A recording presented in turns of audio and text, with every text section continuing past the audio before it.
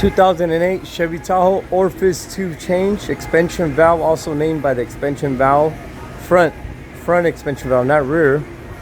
You will need a 24 and a 26. You got to remove this one here, you turn it, and the one over here on the inside right here, 26 and a 24. You remove it, and then this valve's in here like this,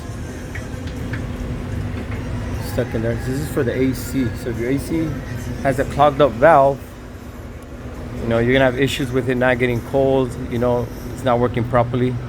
We remove this one with one of these right here. You can use pliers, pull it out, and then you gotta pull the hose back carefully back down.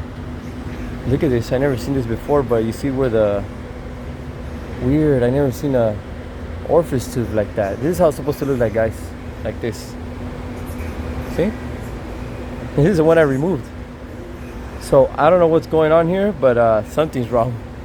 So yeah, I never seen this before. Never. Weird. It's like melted or something. So yeah, new orifice tube is $10 at the part place, and we went ahead and changed the high side port valve also, and the low side port valve. It's like a tire valve with the low side.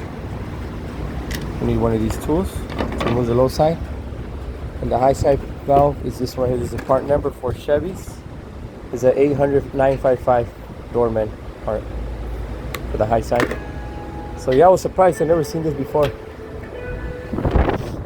Orifice tube for GM, $10. Is your part number. I'll put it back in here.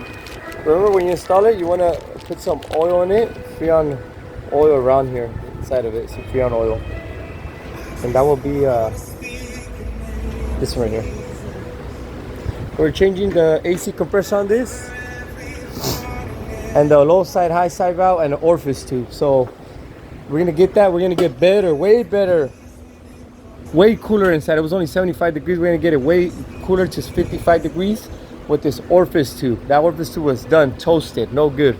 So change your orifice tube, very simple, $10. You're gonna need 2 of these bad boys.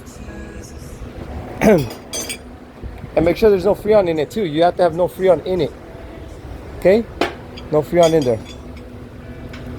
Okay, the other one's to hold it, the other one's to turn it. You remove it, pop it out, and you pull it up a little bit, and then you put it back again together. Very easy, guys.